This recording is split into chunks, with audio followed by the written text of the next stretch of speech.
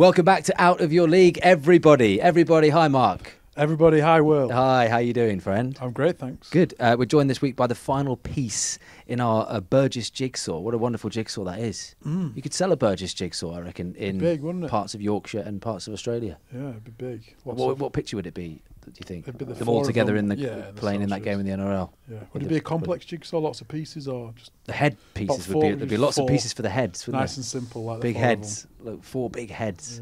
Yeah. We've had Sam. Beautifully we've had George. formed, though. Yeah. Yeah. Who is the other one we've had? Were you listening? We've had Sam, we've had George. Thomas. Yes, we had Tom and Thomas on this podcast over the years. And we now finally have the sexiest little bugger of The them all. elder statesman. Look at him. Look at him. Big, thick. What does he look like? He looks like some sort of Big- statue, big doesn't sow. he? Like Big a set. Greek god or something like that. Is that what you're looking for? Greek god Big from, Greek Adonis. from Liver Sledge. All right, let's just get on with it, shall we? Is there Why are you Greek so big, mythology in Luke here? Burgess? You look bigger and better and sexier and healthier and fresher than ever. Just big bones. Doesn't he, Mark? Doesn't he? He looks Describe him very well. for the listeners and people who aren't Shall I watching. paint a picture for Paint a those on picture the for me, yeah. listening to the Paint a podcast? mental picture for me. He's got big, chunky, hairless legs. Yeah. He's got a nice, thick torso. Yeah. Big, muscular arms. What sort of chest size are we talking? That's 50, is it? No, 48. 48 and a half, yeah. And then, what a face. Beautiful Bit of face, isn't it? sprinkle of Face it with salt on top of his melt angels. well-groomed hair, very thick Brillo pad This is haircut. a great intro, by the way.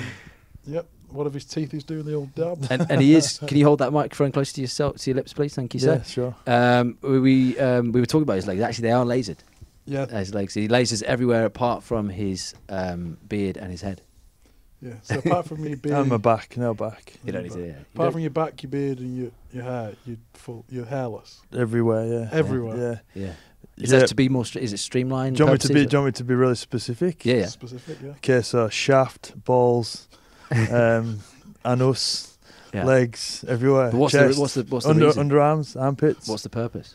I just like to be streamlined. Quicker through Yeah. the water. I've always shaved my legs whilst I was playing, just because we used to get strapping a lot and massage. Yeah. So I felt that it's nice to have smooth legs. Love it. Never enjoyed pulling the tape off when I had hairy legs. They feel good, man. Confirm they feel good, yeah. silky smooth. And then it just started with my legs, and then I just kept It's going up and up. It's like addictive, I guess. Is it? You just go, start Yeah. with your It's legs, like, and then a gateway drug. You're starting on your legs. And do then you ever before do your know hair, it, like your hair on your head? You're on your back. Never. No, you keep that. Yeah. No, there's too much hair on my head to. Sorry, Mark. There's too much. It's a very good hairline, isn't it?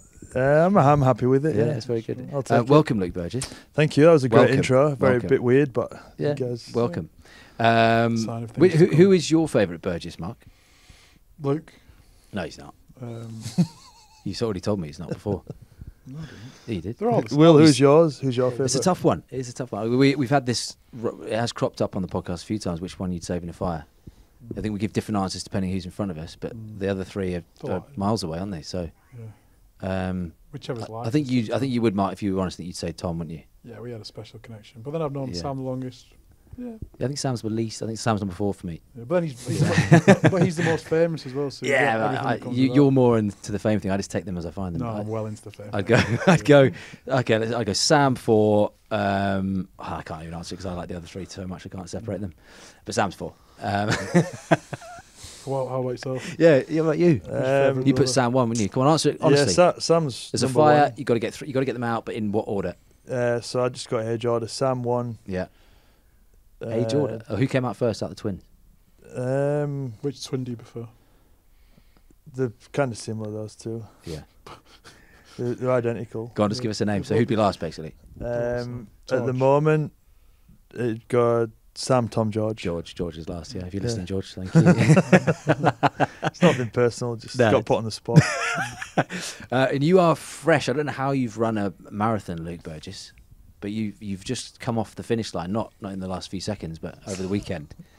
So what you weigh 115 kilograms and you're running marathons. What are you doing that for? Well, never ever thought I'd run marathons, but it started last year when my good friend Nick Youngquest, who I've been running with in Australia, he suggested that we run New York. He was supposed to be on the podcast with you. Where is he? He's in Portugal, so you can That's all good, see isn't it? why he's probably not here. Don't blame me. I had some good memories in New York. Mark's stag do was Yes. over there. 2017. So Any stories from that we can tell?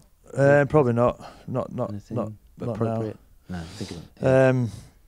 But it was a great stag do, and then I thought it'd be a great experience to go and run New So York. that was the reason to go and do the marathon. I just thought I wanted a challenge too. That was the main part of it. I wanted a challenge. I was trying to do a bit of training, but never really had a goal. And I thought it'd be cool to tick off the marathon box. There's only 1% of the world's population that have run a marathon. Is that right? Yeah. Mark, have you run a marathon?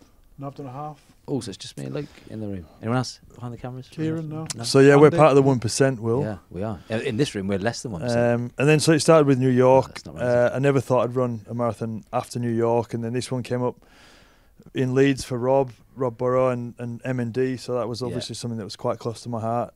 And Nick and I talked about putting that one in the calendar, and we just managed to make it happen. Did Nick beat you? He ran with me the whole way. Who crossed first? We crossed together like the cute. No, but couple if we that did we a photo finish, because that's awkward. Someone beat someone, didn't they? are. Well, you'll have to look get at the the footage photos. back. Yeah. There is some video footage, I think. Yeah. No, we'll talk about it later, because obviously it was an amazing story with Kevin, Rob, and carrying him over the line. We'll get to that later. But how do you feel after that? I remember doing mine. All my nails fell off. I couldn't walk for a Your few nails weeks. fell off? My toenails, yeah. All of them? Yeah, all of them. All of them. Did you do much training for yours? Little bits. I mean, time, should we talk time? Should we get our dicks on the table? Yeah. What time? What time did you run? You go first, go on. So I ran 3:58. So you got under 4. Yeah, under Good. 4. Yeah, Yeah. that's under 40. 3:34. That's good. that's Yeah. impressive. How old were you? That was a long time ago. That's 2012, London 2012, Yeah. and then I did one in Manchester 5 days after that. Did you? Yeah, did 2 in a week. That's why my nails fell off. Not nice. Did you enjoy the training? Did you enjoy the journey, Not the really. experience? No, the feeling when you cross is amazing, isn't it? Describe it. Go on. How when you get over the line, were you emotional? I was quite Obviously, you've overwhelmed. got so many Yeah. reasons to be emotional. I was quite about overwhelmed for this one. Obviously, I was thinking about my dad quite a lot during that race, and it was really tough. It was actually quite a hilly route, so it got really hard in parts of it. And then when I crossed the line, I was just exhausted and let a bit of emotion out. And it was great to hang around there and see Kev and Rob cross the finish line not too long after too. It was very emotional, that, wasn't it? Yeah. Yeah, especially for, I know Kev a little bit, I know Rob a tiny bit, but having someone who probably shared a dressing room, took the field with those guys and been friends for a long time, to see that unfold, it must have been quite emotional. We'll get stuck into that, because I want to talk about that in depth later. But let's go right back to you, Luke, as a kid. It feels weird calling you Luke, doesn't it? I've never called you Luke, I don't think. Biffa. Why do we call him Biffa? You can tell that's a good Why do story. we call you Biffa? I got given that nickname by Chev Walker, actually. Did you? I worked with Chev Walker's girlfriend at the boxing 20 years ago, but carry on. Irrelevant. Yeah. So when I first started playing at Leeds, I was just a trialist. I didn't get allocated any training gear, so I just used to rock up to training in my own kit, and I had a T-shirt that said Biffa across the front of it. It was actually a sponsored T-shirt that I got from my cricket team. Is that where it comes from? And it's the Biffa the bins. Yeah. We were sponsored by Biffa bins, and it was just a white T-shirt, bright red letters, Biffa across the front. And we were running hills one morning, and back in those days, I was just a young, Porky. little bit round, and I was struggling to get up this hill one morning. And we would train with the whole squad, so first grade would be there, reserve grade, right through all the juniors. And Chev has probably just seen this little young fat kid trying to run up this hill and saw my name Biffa across the T-shirt and it stuck. Yeah, he just shouted out, "Go on, Biffa, lad!" Wow. Did you know that, Mark? Did you know And that then, story? Did everyone join in? All my teammates thought it was really cool that a first grader had sort of Christened you. noticed us, and then it just stuck from there. All the boys started calling me Biffa. My mum calls me Biffa. All my Does she? brothers do. Julie B calls all you my Biffa? friends, all my friends call me Biffa. So it's just Biffa now. Amazing. So look, go back to, and I know you mentioned your dad there, and we'll get to that because that's a big reason of you coming over and running the marathon as well.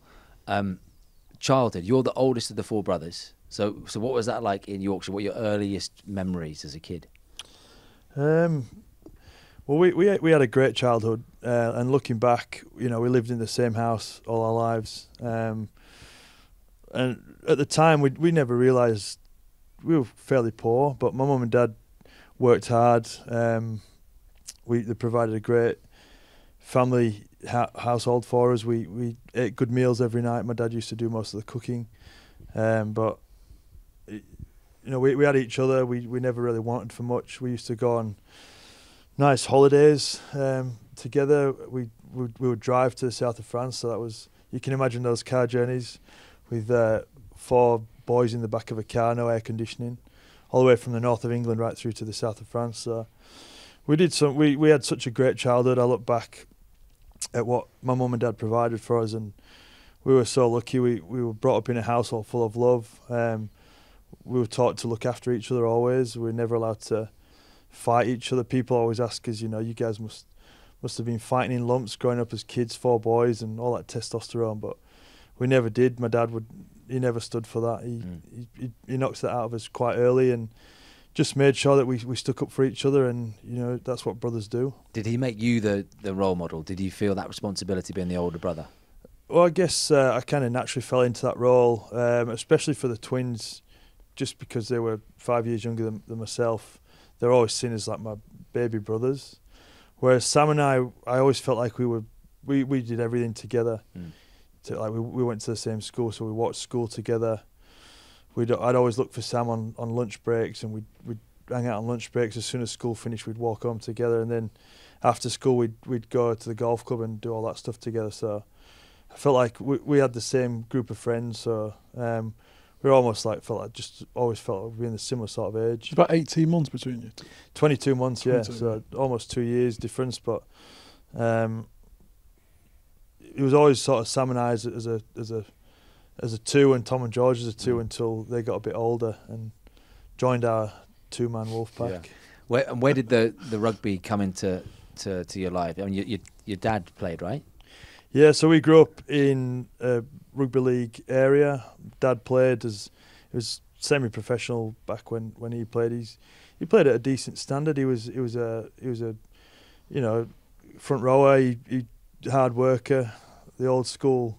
Tough as teak. Yeah, tough front rowers. Your dad played. They played against each other. Yeah.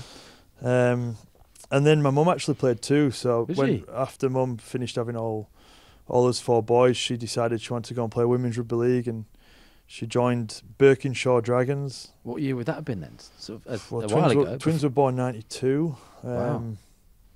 So I reckon she would have started playing. Did she play for Great Britain?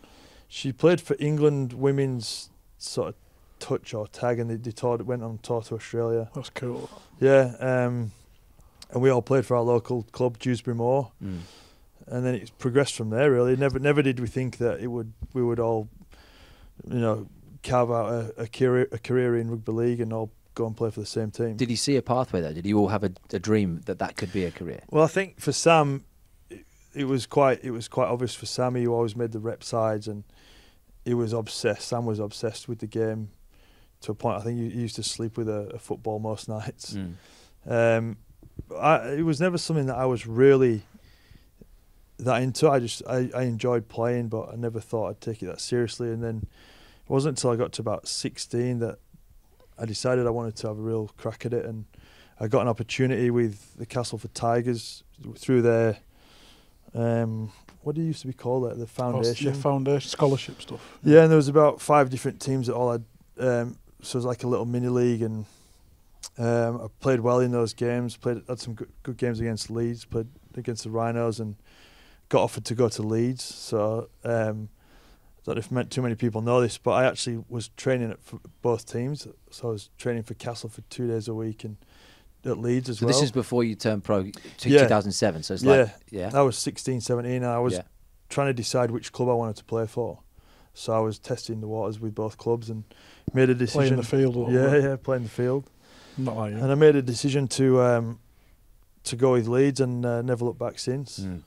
So when did it become a point where you actually thought this is something I can do professionally, when someone was actually interested and saw the talent that you had? Because you were the older of the brothers, but by this point was everyone else talking about the Burgesses and go, wow, you want to be looking at that Sam? But no, Luke can do a bit as well. No, there wasn't really much. Do you know what? The honest truth is I don't really remember, but I just remember there's definitely a shift in my mentality towards training and playing, where I started to enjoy the challenge a lot more, and then enjoyed being in a professional environment and having good structure. And then just kind of, I've always had to. I was never really the most naturally gifted player. Mine's always been on the back of sort of hard training, hard work, being quite committed. I was never really a big drinker, so I never really had that as a distraction. There's so many great players, as you know, when you're coming through. There's so many great players in the academy system, and a lot of them just fall away because they can't.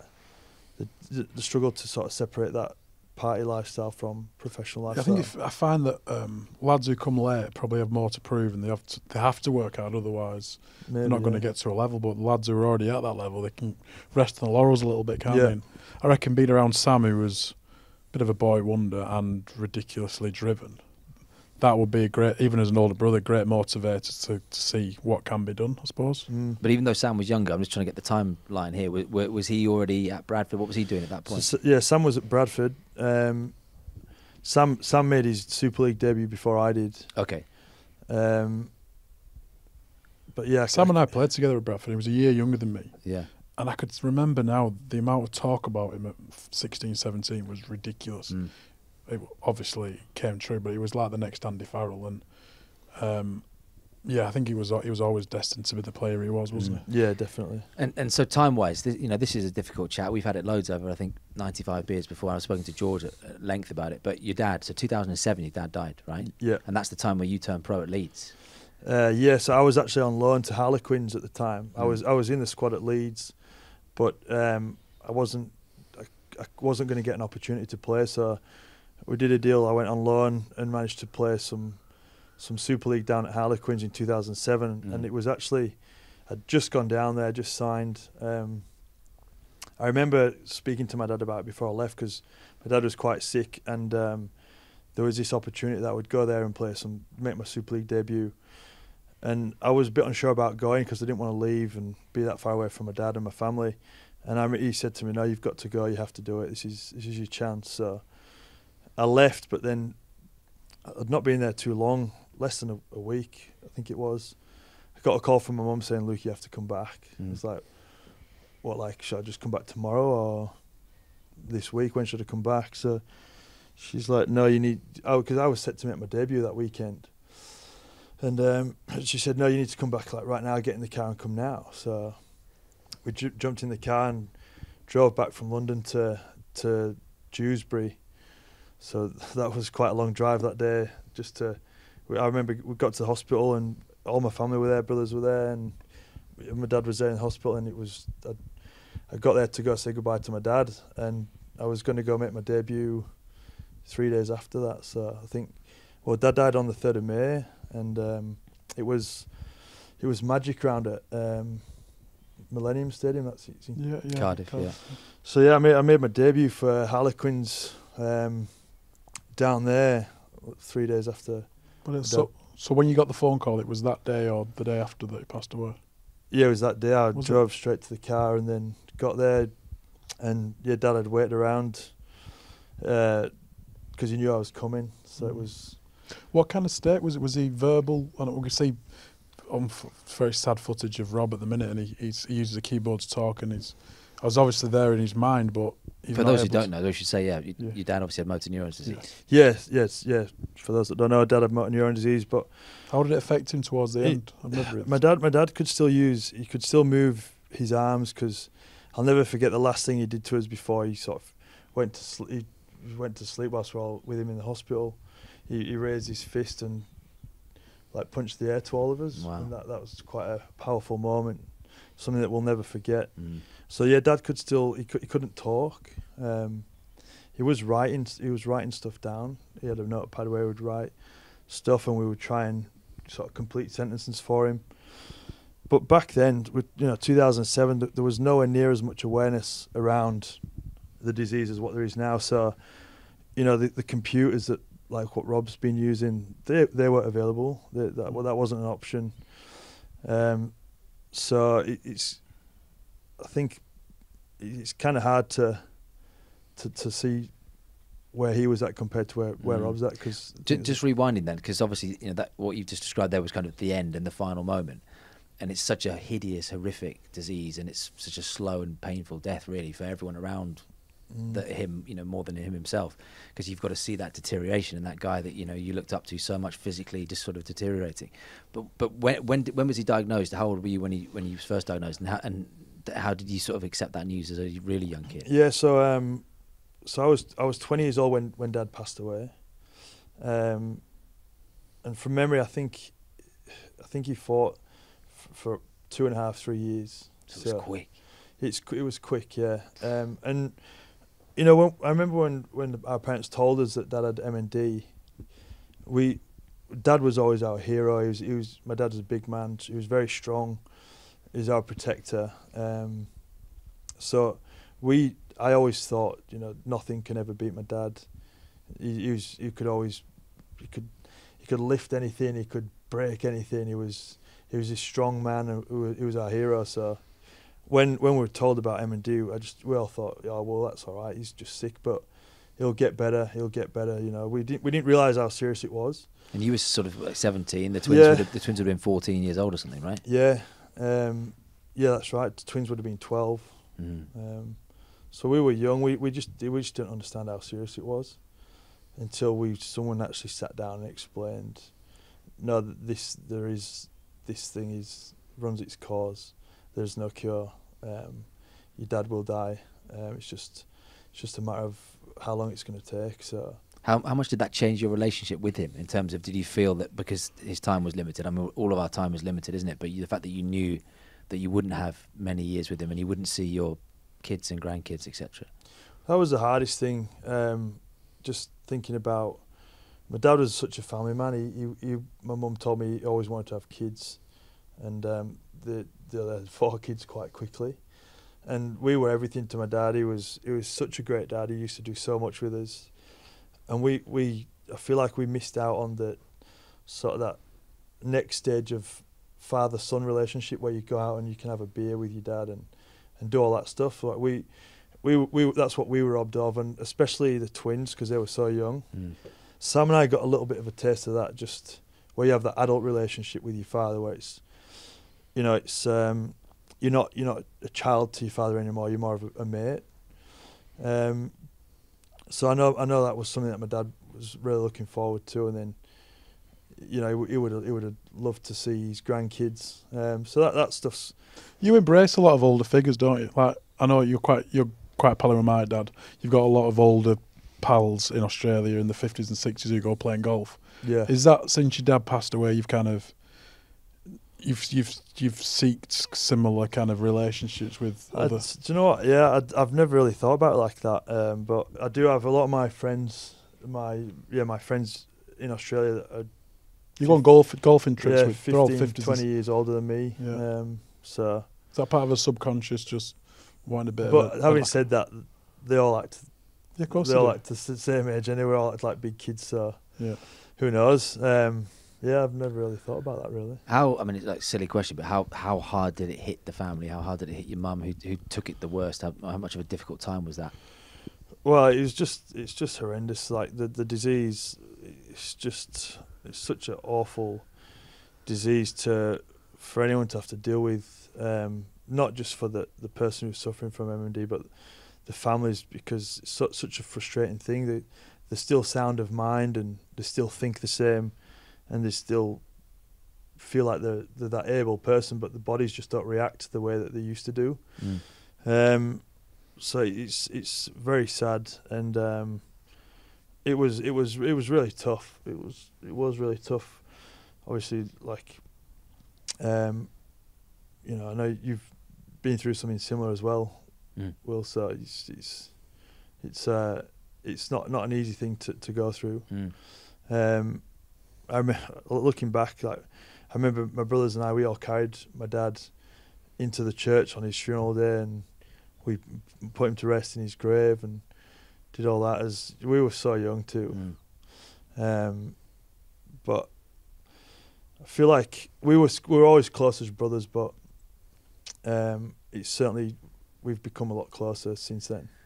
Given the fact that we talked about it, the oldest brother, then was there even more responsibility for you to look after the family? Were you the man of the house then? Even more so? Or? Well, Sam and I, we lived together, and then Tom and George, they live with Mum, obviously, they were a bit younger. So no, I've never really sort of wanted to take on that role as the father figure. Didn't go to parents' evening for the twins or anything. Yeah. No thanks. That'll be a long night, that, won't it? Yeah, definitely. But you know, I've never sort of put myself up there as that father figure.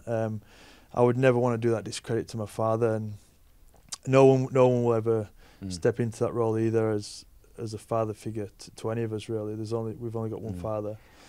Given the links as well, more so in modern times with, you know, Doddy Weir recently passing away, obviously what's happened with Rob. I think we talked about it with Rob, didn't we, at the time, and he didn't really want to be drawn on it. When amazing, I was just telling you on the tram on the way over, Luke, that we had Rob on the podcast 3 years ago, and he drove down. Do you remember? He was like, "Oh, should we have a beer afterwards?" And Lindsay's waiting for me back home. That was 3-4 years ago. To think, you know, the condition in the state he's in now.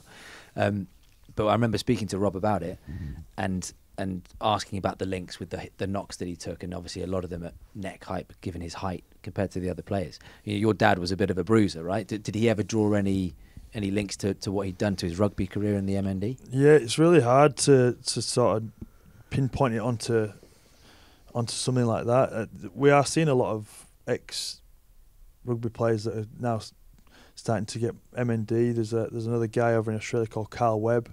I don't know if you remember. He played at the Queensland and Brisbane, the Cowboys. So he's been diagnosed with MND. You know, Rob, Doddy, my father. But it's just such a complex disease, and I only learnt this the other night when I was listening to people talk about it. But there's all different forms of it too, and it affects people in different ways. So it's really hard to pinpoint what actually causes it, which is why we still don't have a cure for it. Do you think your dad's death sort of spurred all of you on to have that drive and to go and achieve something in rugby league? Well, I feel like Sam especially, that's why he went to Australia. He didn't want to be in England anymore. There's almost like a bit of a sour taste in the mouth about just needed to get away. There's probably too much around that reminded him of things. So we actually we spent holidays over there too. So we knew how good it was in Australia, and Sam was the one who acted on it first and managed to get a contract over there. But yeah, who knows? Who knows if Dad would have still been here? Would we have gone to Australia?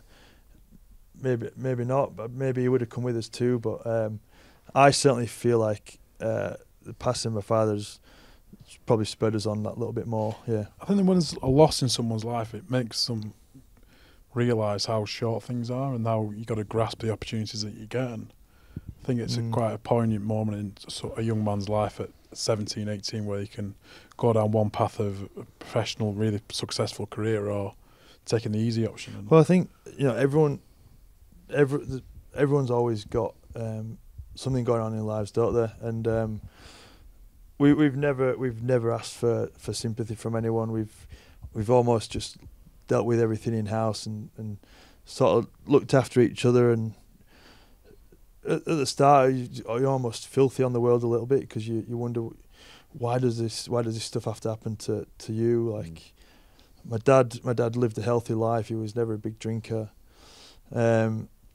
He was a great father, a good husband, and it's just crazy that these things happen, and you just, like you said, you just never know who it's going to happen to or when it's going to happen. So maybe that's why we just took that leap of faith and thought, well, let's try and do something, and we all managed to get to Australia and have some good careers over there. Well, he'd been filthy about missing all those moments, wouldn't he, in the flesh? But he'd be watching from somewhere, and he's seen some incredible things from up high, and one of them from you early on, not long after he died, a couple of years, when you were at Leeds and you win the grand final at Old Trafford against St Helens, against the guy, Mark, that used to be on this podcast as well. Who's that? What's his James name? Roby, Paul Lawrence. What's his name? The other guy. I've forgotten. Is it John Wilkins? John Wilkins. John Wilkins. Johnny Wilkinson. Yeah, he. Yeah. I like Wilco. He's a good lad. He's a good lad. He's my business partner. Yeah.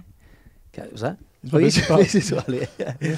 Yeah. Probably prefer him to you. Yeah. Maybe not. Don't know. He's a good baker. Yeah, he does. Like, he prefers Master the bakery to the baker. coffee shop, doesn't he? He does, yeah. Are they the same thing? I don't know. Anyway, yeah, so enough go promotion back, about it, yeah. so back to Luke won a grand final in 2009. 2009, Thank yeah. you. I actually, so when I came back from Harlequins after 2007, I made my debut for Leeds in 2008. Mm. And I did, Before we get to that grand final, what are your memories of that time and that Leeds setup, that dynasty that was building? well, I was so lucky. I walked into a squad that was just so well formed. We had such a great core group of players, a lot of local Leeds boys, lads that had been there for a long time, and a senior group that really just led the values of that club and led the success. And I guess the coaches just come in and sort of just add their little bit on top of that. I was so lucky. My first year we made the grand final in 2008. I played all year, and then I was made 18th man for the grand final. So I was absolutely good. I played I think I played 24 games that year. Played every single game, and then 18th man for the grand final was. And you don't get a ring. I got a ring. I did get a ring. It's not the same, is it? It's not the same. It didn't get burgled like Mark's. No, I've still got it. Still got it. Is it definitely yours? 'Cause you did stay at yours a few times, didn't you? Yeah, I need to go on to that afterwards. But It's very suspicious activity. If you do, Mike, if you want to just do a quick appeal, just down the barrel. If you do, If anyone's seen a grand final ring from 2014, could be mine. how do they get in touch? Email at Super League RL. And say I found the ring. Safe on the ring. So back to you. Nick. I've got. I can give him your number if you want, Will. Yeah, no, I think it's all right. Yeah, You and John's number. yeah. Should we go? Shall we? And his address. No, we did that before. So yeah, then we made the grand final the following year. So in 2009, I got to play in that one, and I was 22. Mm. I was 22. I won my first grand final, so I was just such a great introduction to my career. And this was the run of Saints losing how many on the trot? 5. Lost 5 in the trial. We would have played. I was at Wigan. We would have played against each other that year, I reckon. In 2009. Yeah. Because I think I played every game in 2009 as well. Yeah. Mm. Is that where does that sit then in terms of what you look when you look back on the career, that 2009 grand final? Oh, it was incredible. Like I was playing at a club where that was almost expected. That's just what we did. We played the grand finals every year, and you won it every year. well, I think For a long time, we won it did. in 7, 8, and 9. Yeah. And so it was crazy. It felt like it just happened so quickly, and it was that squad, that team. Even when we were playing games and we were losing, I always felt that we were going to win. Mm. It was I think the year we won in 2009, that's when it used to be 27 rounds back then. Mm. I used to get win bonuses because I was on like a pretty poor contract. Mm. So mine was topped up on win bonuses. Right. And it What was would your win bonus? £500 a win. So the more games, the better. So I knew exactly how many games we won because I knew I was working out what my win bonus pay was going to be at the end of the year. Yeah, we won like 22 games Out of 27. Wow. Yeah, it was 11 crazy. grand. Thank you very much. Thank you. 11 grand. Yeah. Body on the line, broken bits. Yeah. But I'm 11 grand richer. And then we got the win bonus for the grand final too, as £5,000 win bonus. 16. 5 grand for the final, eh? Yeah. Wow. Cash money. So, But 'cause we've had so many. I think I was on 12 grand a year, so So you You got more in bonuses than your salary. yeah. Amazing, really, isn't it, to think back then? We've had so many Leeds legends, Mark, on the podcast. We've had Jamie Peacock, we've had JJB, we've had Brian McDermott. Can you think of any more? So Mosley, you had Mosley on here. Mosley, yeah, but so what's your interpretation of why that generation was so special? And I know some came in later than you are, towards. Well, I think at Leeds especially, that was still part of the old school era. What I like to call the old school era, where mobile phones weren't really a thing, and there was a definite, not separation, but there was a difference between a senior player and a up and comer, and there was a ranking system, and as a young player, you just would come into the squad and pretty much do exactly what senior players would do, what we would tell you to do. and that drove our success. And I think the game's changed so much now. Towards sort of the end of my career, that's when the old school era is probably almost washed out now. All those old school players. It was old school values, wasn't it? It was old school values. You think that's gone completely? I mean, from like even just 5 years ago when you guys were at Salford together. It's been diminished rapidly. I think. And I'm not talking badly about the game, because I would never do that. I love the game, and the game evolves and things change. But the definitely in the NRL in Australia, there's so much money now in the game, the salary cap, and some of these young players coming through and getting paid enormous amounts of money, which is great. It's awesome, and I'm all for it. I just sometimes find that maybe that affects the pecking order, and I don't know. I could be wrong, but is it because we're in general a generation of snowflakes, and you can't say things to people also, now to young players? But like mobile phones now, social media, that was never really a thing. I think I didn't join social media until I got to Australia, so that was 2011, 2012. I think it's a societal thing and a generational thing. I can imagine that in dressing rooms now, winning and spending time with your friends isn't the number one priority. It's probably on a par with materialistic aspects or how are you perceived on social media. Whereas back in the day, no one gave a shit about. Well, you couldn't take pictures on your phones when we had phones. It was just text and calling. Snake. And snake. Snake. And now everyone seems to just be on the phones. They're like, we do it right when we go out for dinner or lunch. Yeah. You know, you realise everyone's just sat on the phones, and it's. I have a no phone policy at the table with my friends. Yeah. Who? Just yourself. Yeah. It's just you don't go on the phone when you're by yourself. Yeah, it's rude. You shouldn't have a phone at the table. That's true, isn't it? But so who were the guys that then sort of you that really looked up to and that really got you by the scruff of the neck and you had your respect immediately in that Leeds setup? All right, would have Sinfield been one of them? There's a long list. So yeah, Rob. I was very close to Rob. We had a little bromance. Kevin Sinfield, he was our captain. He was just such a great leader. Jamie Peacock, Jamie Jones Buchanan, Danny Badeiras.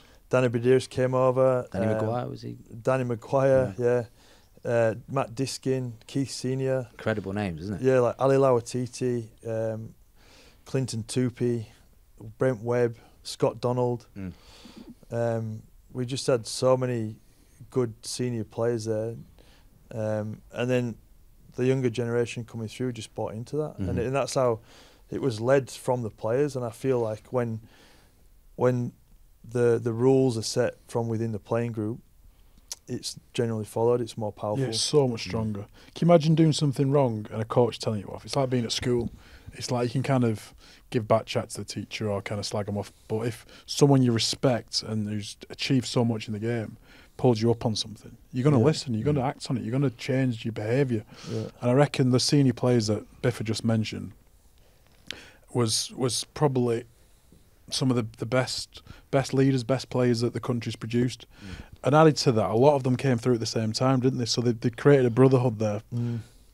Sinfield, Burrow, Maguire played the academy together, so there's a natural relationship there and a natural bond between their most important players that would kind of fashion onto the rest of the squad. Well, look at what Kevin and Rob are doing now. Like, that's just a friendship that was formed throughout so many years of playing rugby league together, and all the other players that have bought into it as well. So you had 3 years at Headingley, and then you decided to go to Australia, 2011, to the South Sydney Rabbitohs. Well, yeah, I did 3.5 seasons at Leeds actually. Yeah. I was at Leeds from 2004 as a junior, and spent 4, 5, 6, 7 went on loan for a bit, and then Doncaster, did Harlequins. I went to Doncaster. Yeah, that was a good experience too. And then I actually left. My contract was due to run out at the end of 2011, and I'd spoken with Brian McDermott at the start of the year and said my intentions were to play the year out, and I wanted to go to Australia. That's what I was going to do, and everything. Sam was there. Sam was there. George was there. I was there. Mark was there. Gaz Ellis was there. Yeah, some good big names. And everyone was on board with that, and I started 2011. I was having a great season. I was starting most of the games. And the club came back to me and wanted to offer me a contract. And Brian said, would you think about staying for a bit longer, and if we can work out a deal? So at the time I was thinking, well, I'm actually enjoying this. Maybe I would stay for 2 more years at Leeds. What you hear? So mid-20s, 26 or something? 25? I was 24. Yeah. I was 24. So I was still young. Yeah. I could have done 2 more years and then gone to Australia after that. But then, so Brian's like, all right, well, we'll speak to the club and see if we can come up with a deal. And the deal just wasn't really a deal. It was better than £500 a game.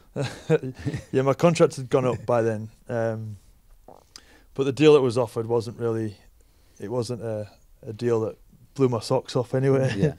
It's all about the deal, isn't it? I said, thanks, guys, for the offer, but I'm just going to stick to what my intentions were. I'll play this year out and we'll try win 1 more before I go. Yeah. But then I stopped getting picked and I stopped getting put in the squad. And Because they knew you weren't going to sign the deal. Yeah. So so then I got into my manager and see if we could. South were down on forward. Sam was injured.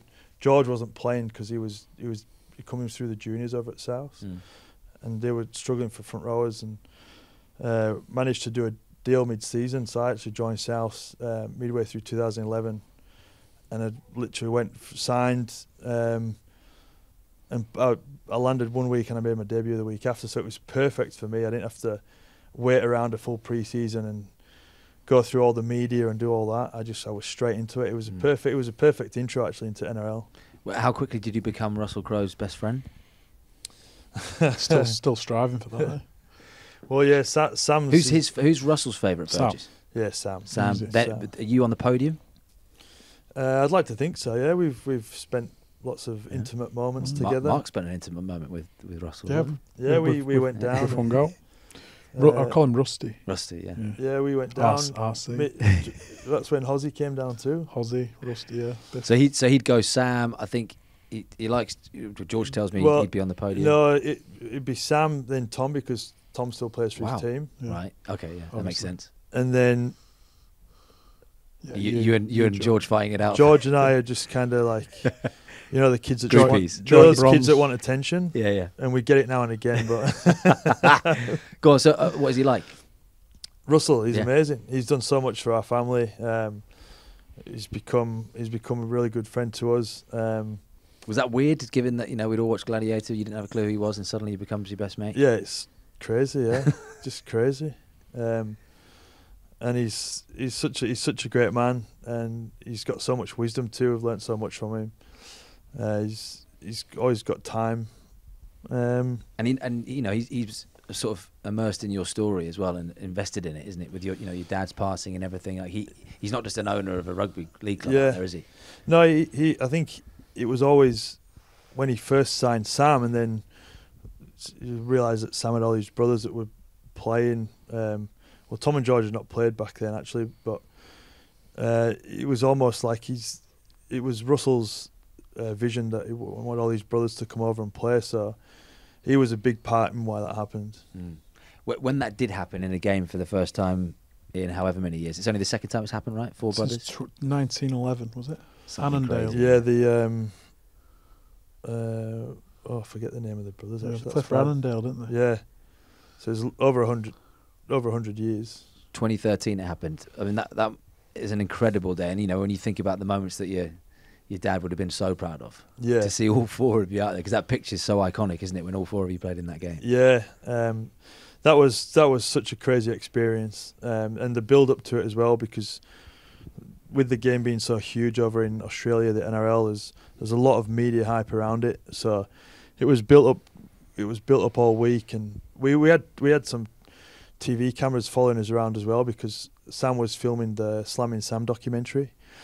And it just all worked out perfect that we managed to capture those moments, and it was all included in the documentary, so it was pretty cool. And then my mum I'll never forget my mum saying it's the first time where she's been able to go and watch all the 4 boys play at the same stadium and not have to worry about going to all different venues over the weekend. So Why couldn't you have done that all the way Yeah, through? yeah, that Doncaster, would have been Harlequins. helpful. Yeah, amazing moment. And then like a year later, you guys were in the grand final. You didn't play in the grand final, did you? Same again. How was most that?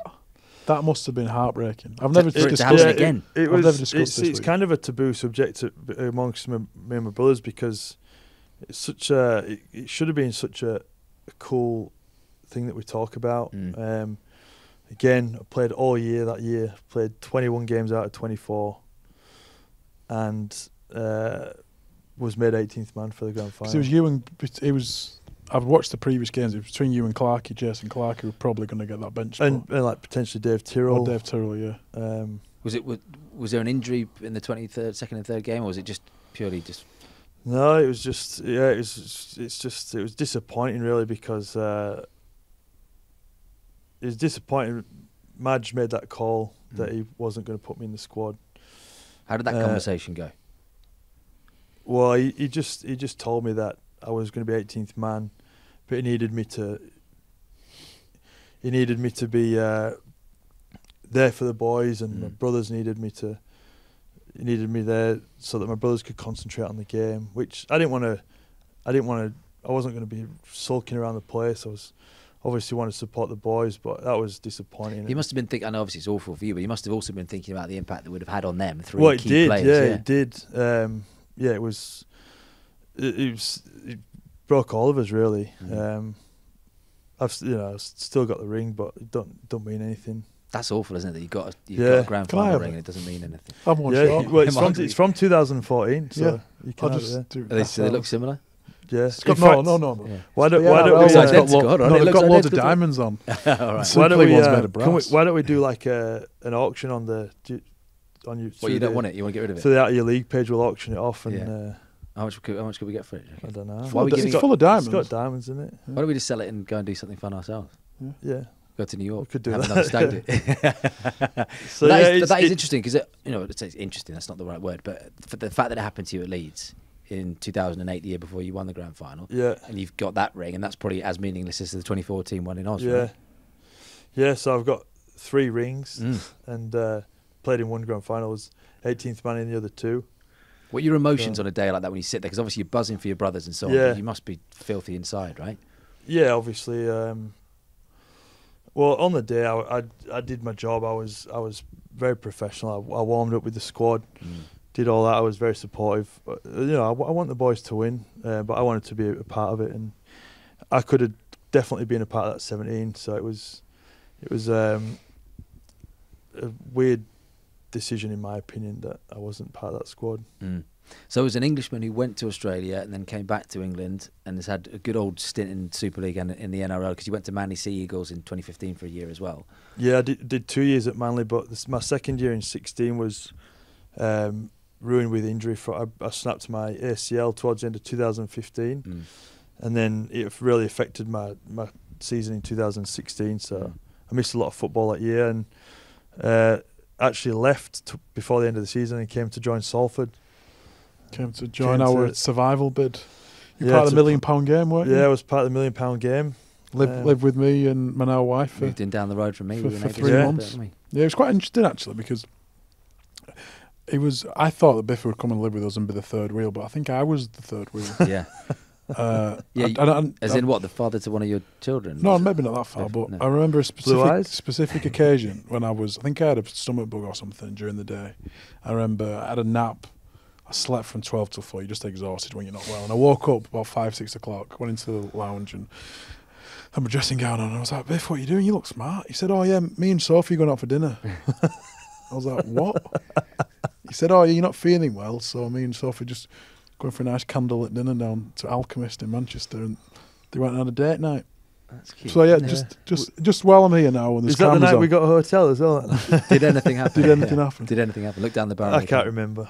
I can't Can't remember. remember. No. You said you're not a big drinker, though. Yeah.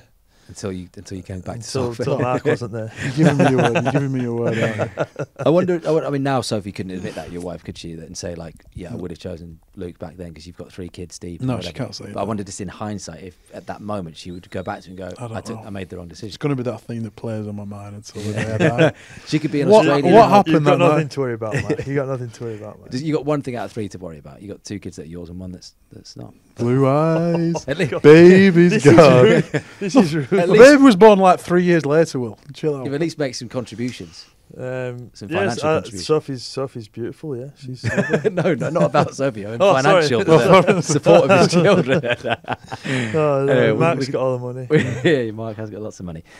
Before we get on to then coming back to Salford and to Super League, why have the Burgesses made, and Julie B as well, because she moved over when? How long after Sam? So It's after Tom, wasn't it? Tommy was the last brother to come over, and Yeah. then my mum, not long after Tommy came, she's like, well, my boys have gone now, so it's time for me to go. And my mum's been over there over 10 years now. And that's home now, because Yeah. that kind of answers the question. But why has Australia become home? We just love the lifestyle over there. We've really been accepted. It's given us so much, and the fact that we all live over there makes it a lot easier. The fact that mum's there, her mum's there now, so my grandma's there. She was in New Zealand for a yeah, while. she was in New Zealand before that. We've all had our children in Australia, so all our children are there. And I think post football, I feel like there's a bit more opportunity for us as well. Yeah. So you came back 2016. Mark's at Salford. You had a little stint at Catalan Dragons 2017, and then back to Salford to save them from relegation. What a hero! Came back with a cape on and helped save the day. Why did you come back? Did you feel you had a point to prove in Super League? Did you miss it? Did you want one last dance? Well, I got a good opportunity to go to France, and really wanted to go and experience that. I actually signed a 2-year deal in France, so that was meant to be for 17 and 18, and then in my first year I played about 5 games and I snapped my ACL again. It was a same knee, so within 2 years I snapped my ACL twice. Did a bit more damage this time, and then after that the club didn't. They just were trying to get rid of me they didn't want to keep me for the second year of the contract, even though I was well and truly settled there. I wanted to stay there. I was really enjoying my time in France, and then managed to do a deal where I came to Salford on a 2-year deal for 18 and 19. What was that like having Biffa there, Mark? Brilliant. And Yeah. I'd formed so many great relationships at Salford from when I was there for a short period. You had a of time. good relationship with Ian Watson, didn't you? Yeah, Ian Watson was great. I really connected with him. I liked his coaching style, and I loved what it was about. And there was a lot of the players there that I'd known from 16. So it was. I loved living in Manchester too, so I was excited about that. And can you confirm, was Mark captain? Because we've had a few debates over this. So Mark sort of said he was captain, but then we found out that he was I was co-captain. a co-captain, and then it sort of went to In my eyes, Mark was the captain. so he wasn't officially the captain. Yeah. You're saying that. No, he was the captain. You were the captain. No, weren't you? me and Lee Mossop were the captain. Weren't we? But in the Prior to that, when it was when I came in 16, Michael Dobson. that's was right, captain, Dobbo. Yeah. So no, yeah, it's like It's irrelevant. Will. no, I just wanted to just confirm fine, from yeah. someone else was there at the time. Sorry. So you're saying he wasn't the captain. I'm saying Mark was the captain. In your eyes? Yeah. Yeah, in He- your eyes. on the sea next to his You've never name. been in a rugby change room. No, Will, I so know, that's why I'm asking Luke, because he's been in the dressing We'll room. start talking about gloves again in a No, minute, but your toughness. But you've been in the dressing room, so in your eyes, Mark was captain. That's what you Yes. said, yeah, okay. Fearless It's leader. okay, you can take my wife out again if you want. Again, he's got a place. She hasn't told you what she's doing tonight. Okay, he's got a flight back to Australia in the morning. Yeah, one last dance again. God.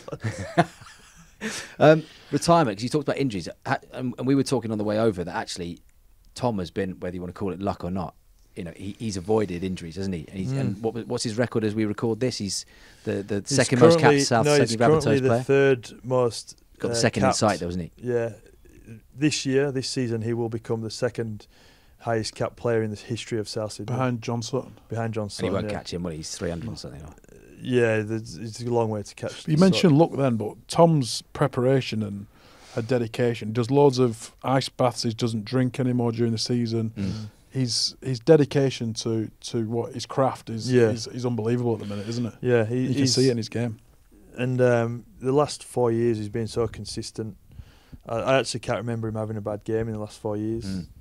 But he does look after himself, which I think in today's game, the way it's played, it certainly helps. Because obviously Sam, you and George have all had your fair share of injuries, and you've mentioned the letters ACL about 5 times. I mean, how big a part were those injuries on your career, and then knowing that the end was in sight at this point? Well, as I mentioned before, I'd signed 2 years at Salford, so I was meant to be there for 18 and 19, and I'd recovered from the ACL surgery that I got in France, but the problem was the cartilage damage that I'd done, and I was having to go to training 2 hours before everyone else to do physio, rehab, get myself ready for training. Then I would stay back after training again for another hour, 2 hours to do more physio, recovery, and then I couldn't do as much running during the week because I needed to stay off my knee. I was trying to do other forms of conditioning in the gym, lots of training by myself, and I couldn't get my head around. I was still in lots of pain as well. I was in a lot of pain with the knee.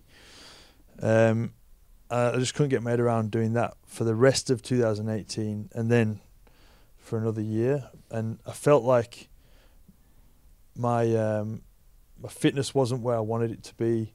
I didn't want my performance to start slipping. Purely because I'd seen too many players play a little bit longer than they should have done, really. And towards the end of their careers, they kind of went down.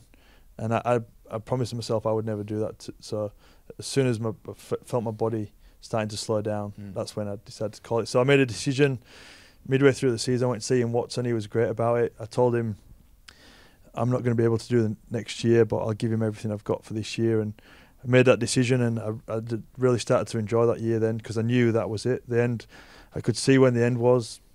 It was a tough decision to make, but it just meant that I could really commit to that last sort of half of the year. I remember being there at the AJ Bell for your last game. You both playing, but was that an easy thing to accept, retirement? A lot of players struggle with it. Not just that day, but against Toulouse, wasn't it? Yeah. Did you lose against Toulouse? No. Do you know? It's a tough decision to make because it's all we've ever known for the last 10, 12 years. But I was happy to make that decision. I was proud of what I'd achieved during my career. I'd done lots of special things. I'd won grand finals. Did you max Luke Burgess out, do you reckon? I feel like I made the most with what I had, yeah. And I don't feel like I left too many stones unturned along the way. I was committed. That's all you can do. Yeah, and I was happy to be able to close that chapter. The club Salford were great. They made that experience for me really good. So that made it even more special too. I had a good group of players at that time, and I was happy to retire. I think my body probably made the decision, but I feel like I made a smart decision too. I find it really interesting because the amount of people I ask that question to, and across all sports, people who've retired and even been retired 10, 20, 30 years, did you fulfill your potential? And you don't always get that answer of like, it's all you can do is try your best. When you get so many people who are super talented and achieved so much and lifted so much silverware, and they say, no, I could have had more and I should have had more and whatever, and they're angry that they didn't. The battlers always squeeze every bit of juice out. Well, there's always what would Sam say, for example? There's always a little bit of shoulda, woulda, coulda. I mean, there's this. I look back. We talked about missing out on grand finals. Like those things hurt, and that would have been nice to have had 2 more grand finals to the tally. But you couldn't have changed it. You couldn't have worked or tried. You can't change it. I try not to look backwards anymore. Do you have any regrets when you look back at all? I don't think so. No, I can't remember. I can't remember. I don't think so. Again, I've never asked you this before, but because you've got 3 brothers who are all doing it at the same level, and what they've been doing for them, have you ever found yourself comparing your career to theirs? Never. No. We've never done that. In fact, complete opposite. We've always supported each other. We've always shared our successes. I remember I was the first brother that won a grand final in 2009, and all my brothers were there.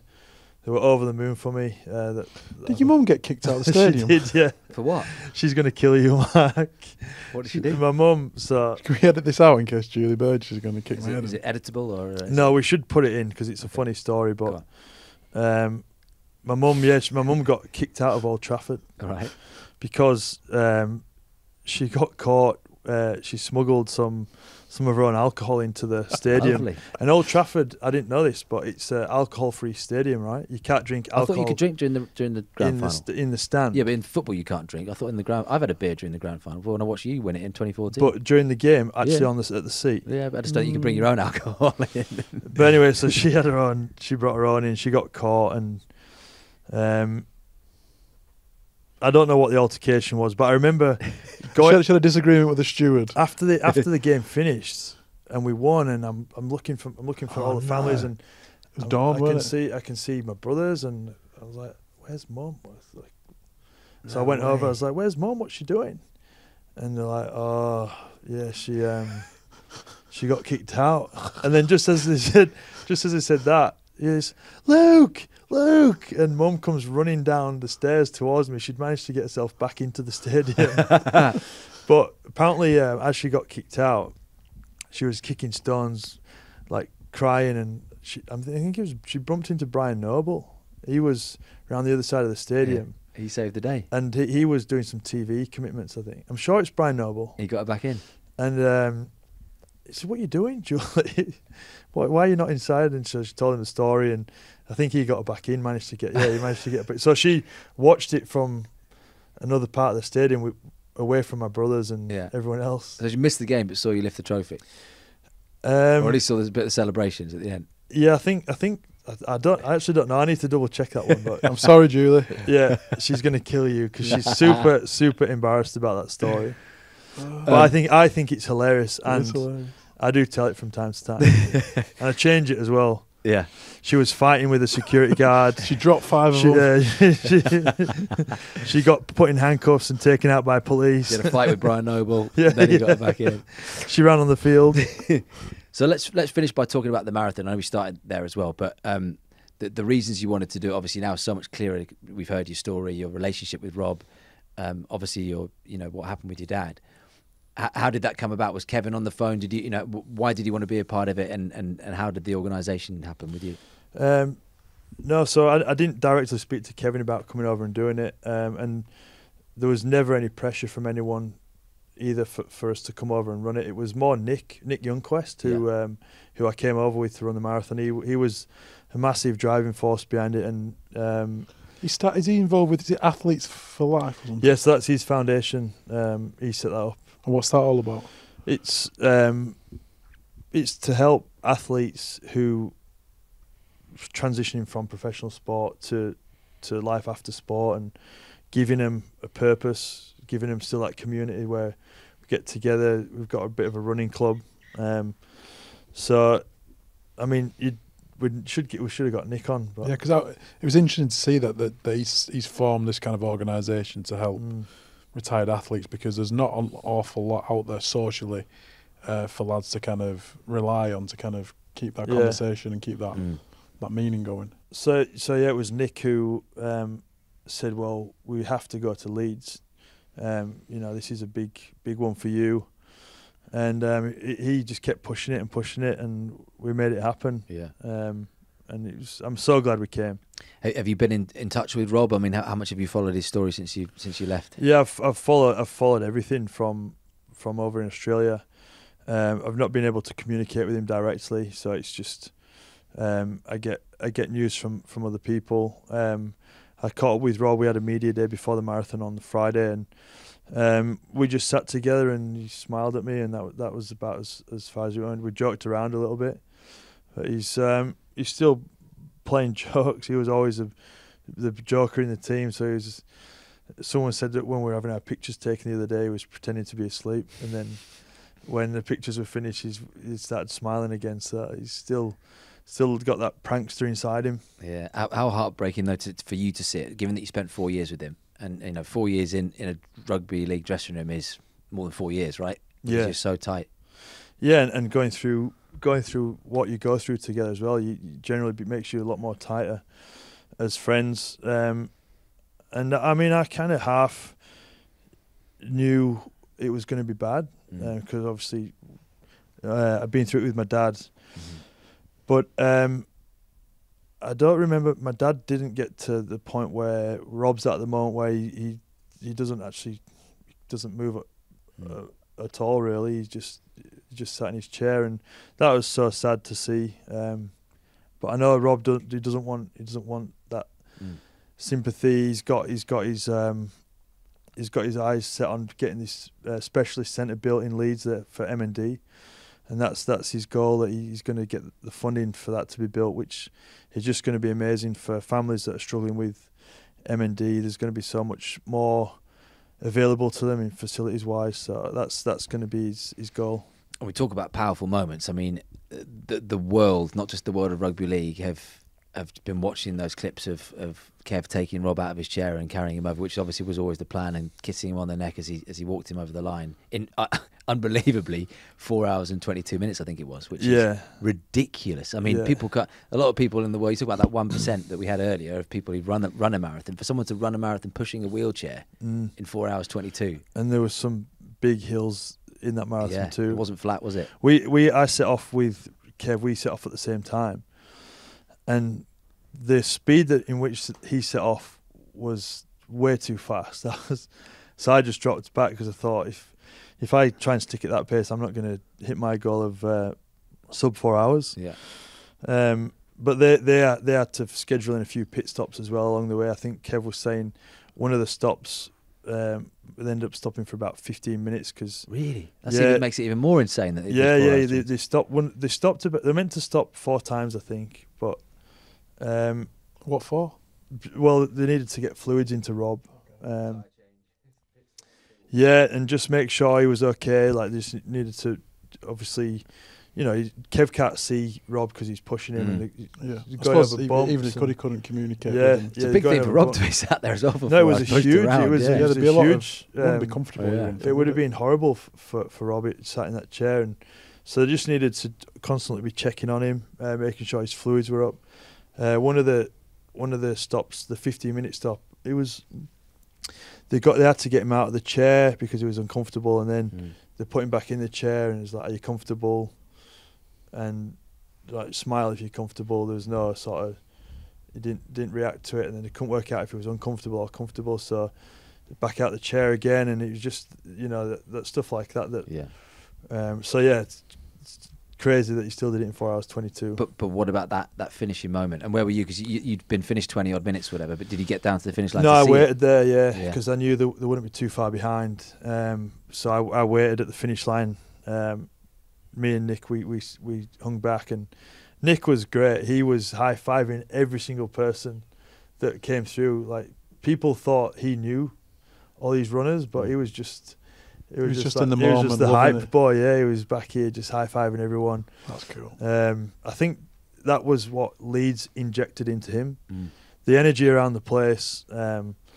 He just got into him, and he bought into it. But to see Kev pick Rob up out of the chair and carry him across the finish line, that I've got goosebumps just talking about it. It brings people to tears. You don't even know that. Yeah. But you don't expect anything less of Kev. The character that he is and what he's done for Rob so far, and he's an unbelievable guy, and it's obviously a special friendship. He's just extremely selfless. He never asks for any mentions. He doesn't even have social media, so it's not like he's posting that stuff on his social pages to get engagement. It's just all done purely on that mateship that they created. He said at the start of the marathon, he's just going for a run with a mate, and that's just what he was doing. But you think also the coverage that perhaps MND hasn't had, with all respect to the likes of Doddy Weir and so on, this is now shining the light that's so needed, isn't it, on this horrific disease? That scene will be shared all around the world, and it was such a powerful moment, and something that will be shared, for many years to come. So what about you then? Just to finish, Biffa, you got your Australian citizenship now. Did you have to swear allegiance to the flag? Do you know the national anthem off by heart? You didn't have to, did you? Yeah, I kind of know that. Or do you just pay money and they accept you? You're proud. You're still a proud Pomp, though, yeah. Yeah, of course. I'll always be first. I'll always be English, which is what I am. I'll always be English. But I was very, very happy to get my Australian citizenship. I love the country. I love where I live. And now to have my citizenship and have the passport, it just gives me that freedom to come and go as I please, which I feel I'm very grateful for. And that. you're a dad again. I mean, Grace must be. Is she a teenager now, Grace? Yeah, no. Grace is 10. Is she 10? Yeah, Not she's far 10. on. But then, So she's hit double figures, and I've got a 10-month-old. So I've got a 10-year-old and a 10-month-old. Wow. So a big gap. But yeah, Charlotte, she's been perfect. Tori, my partner, she's done a fantastic job. First time mum, so she's just she really does lots of reading and works out what's best for Charlotte. Charlotte's just got the best of everything, so I'm very lucky that Tori's such a great mum. It makes my job very, very easy. She's got some pretty cool uncles, to be fair, hasn't she? Yeah, they're all right, aren't they? Yeah. Yeah, not too bad. And Julie B, grandma. Yeah, It's not bad, is it? She'll be all right, I think. Or both of them will be all Is right. she still banned from Old Trafford? I'm not sure actually. Yeah, we'll have to find out. Actually. Yeah, we'll have to find out. Do our Someone little- just got banned recently, didn't they? That was crazy. I saw that fan managed to get on the field and push one of the football. Oh, that was at the football. That was the other day. Eddie He's Howe. banned for some life, player. right? That was at Well, Ellen Road, soccer. yeah. Yeah, soccer. Yeah. So go on. What does the future hold for you? Because I mean, there's something I didn't even know that I asked you about when we came over today. You were doing like some Uber driving. Which I did not know. What? Did you know about that, Mark? No. Did you not know about it? Yeah, I read an I article on it. I didn't. What?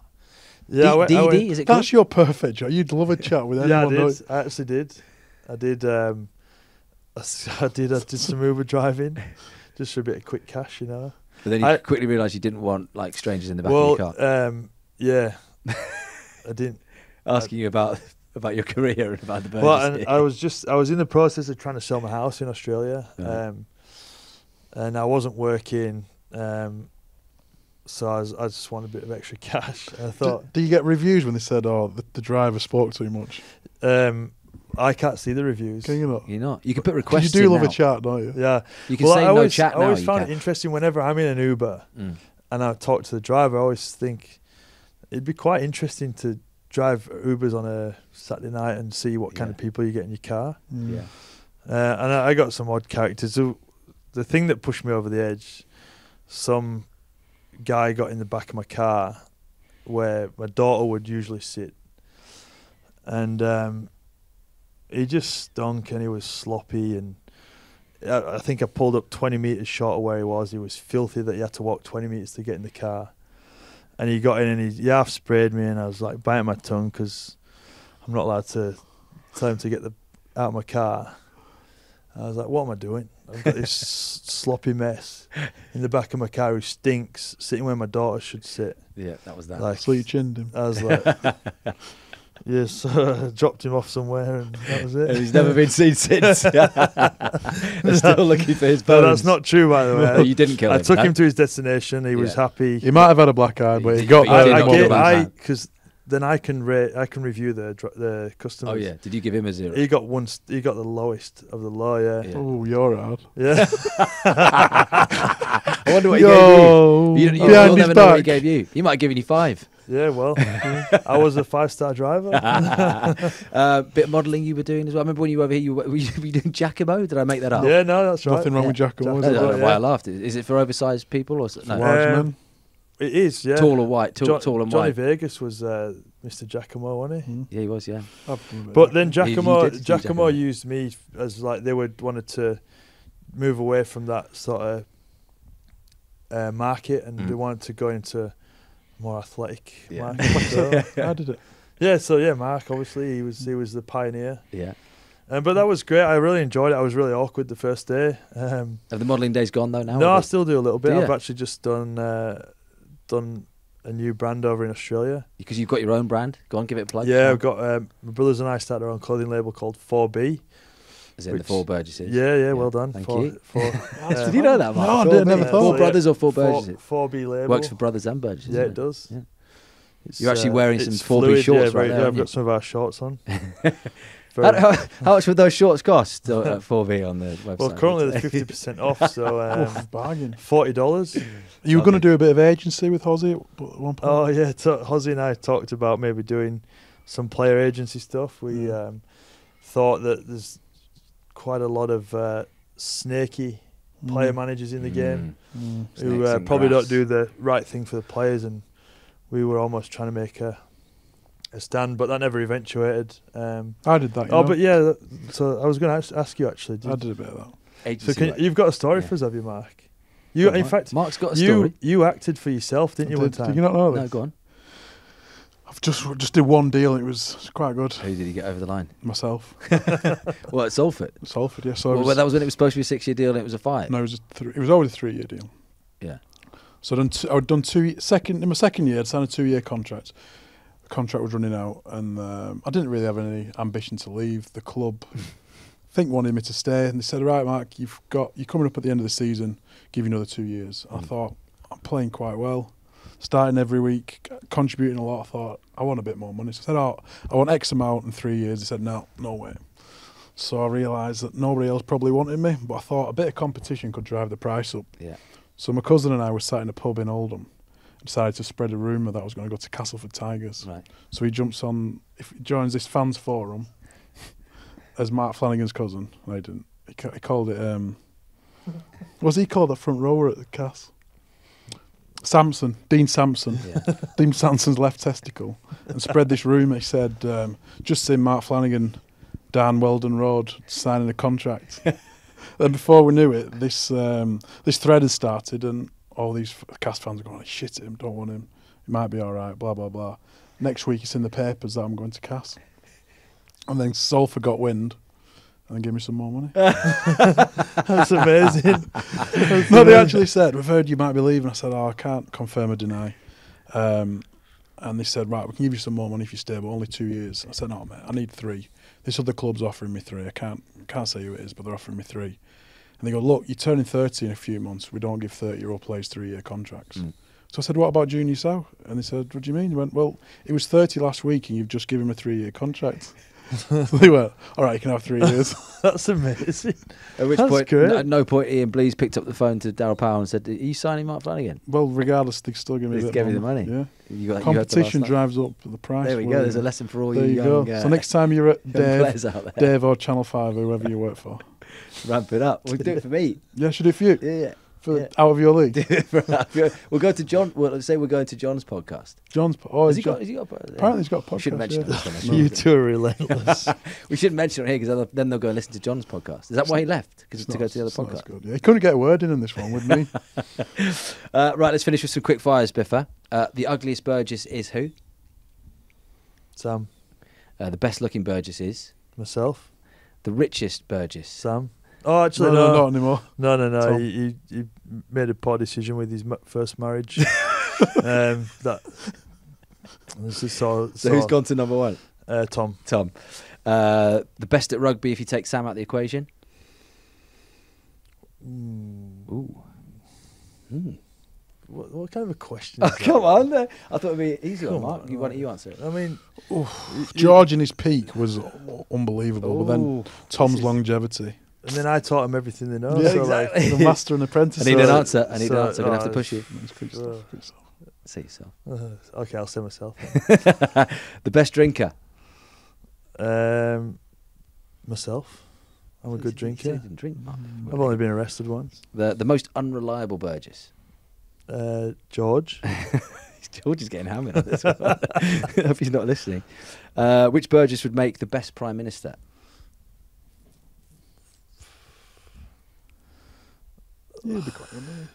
Probably me, actually. Yeah. Which Burgess has the biggest head? Have you measured the head? Oh, can I tell a quick funny story about this? Yeah. So, Sam and Tom recently had a company come in and do the DEXA scans. You know what the DEXA scans are? No. Basically, it scans your body and gives you a full breakdown of muscle mass, BMI, fat mass, like bone mass, and it breaks down like the weight of your head, the weight of your left leg, right arm, torso weight. And so Tom went in and did this test, and the girl who was doing the test, she's like, wow, I have never, ever, ever seen anyone with a head that big. That is the biggest head I've seen by a long way. And Tom. And it was like 9 kilos or something like that. Somewhere around that. And so Sam's gone and been tested afterwards. And she's gone, oh my God, your head is the biggest I've seen. Like, she just had Tom in. And then Sam come in, he broke the record immediately. I think it was like 9.3 or something. 9.3. So Biggest head in the NRL. Nate Miles. Brian Fletcher's got a big head. Just on the subject of heads, I saw Thomas shaved his head. Is he having a hair transplant? Can you confirm or deny? He's not having a hair transplant, no. Well, not that I know of. He has shaved his head. Rather shaved his recently. People head. can shave the head through choice, Will. Well, no, because okay. I was just curious. I don't know why he shaved his head, No. but I think he likes it. Yeah, but you don't think he's having a hair But I transplant. think Yeah. And the last one, the Likes longest Burgess in the shower. George? What? Yeah. Like, who's... Who has the longest shower? Yeah. Yeah. Oh, sorry. Who spends the longest in the shower? We'll ask Mark, because he had to pay the water bills when I was living with him. Fuck, he used to have showers like you wouldn't believe. Yeah. 3 times a day, Long, 10 minutes. long shower. Long showers. Yeah. Yeah. Yeah. Wonder what you're doing in there. Was Sophie in there? I shampoo twice and condition. It takes longer. Yeah. Luke, we love you. Thank you so much, mate, for coming in, because I know Right. you just squeezed us in your little flight back to... That's not a little flight, is it? Back to Australia in the morning. Are you going to pay the bill tonight with Sophie? I'm not going to see Sophie this time around, unfortunately. So I'm sorry about that, Sophie. Should be fine with it. Yeah. Luke, We're going to go for beers now. We have to have beers because I'm leaving tomorrow. Yeah. So we're going to go and have some beers. Sounds good. You can come. All right, thanks. Thanks, mate. You can come. Can Mark? Yeah, of course. Yeah, We organised this it. is us. Yeah. Yeah. We're all going right. to the box in Yeah, Manchester. but by the time this goes out, no one will be... We're expecting like Yeah, but I thousands just- to be down. I just Got wanted- DeLorean I to go just back wanted in to mention time. that we're going to a great venue called the Box. Oh, right. in Manchester. Another plug. Okay. How do people find... Well, what is the box? Just go down Deansgate. Just, yeah, Down Deansgate. Look for a sign. See it on the left if you're walking... it's very towards the vibey. cathedral. Right, thanks for watching, everybody. Thanks for listening. This is Out of Your League. Give us a little follow at Out of Your RL. 5 stars. No only one's reviews. rated us since that guy that you played against in 2009 for St. Helens left the podcast. No one's rated us since then, Mark. We've not had any stars. I haven't we've- read it, so I will So go on and read it. Maybe if you add it, we'll go up to a 5 from a 4.8. But Okay. we're still at 4.8. So reviews would be lovely. Even just tell us it's shit. We'll see you next time. Bye. Bye-bye. Thank you. Bye.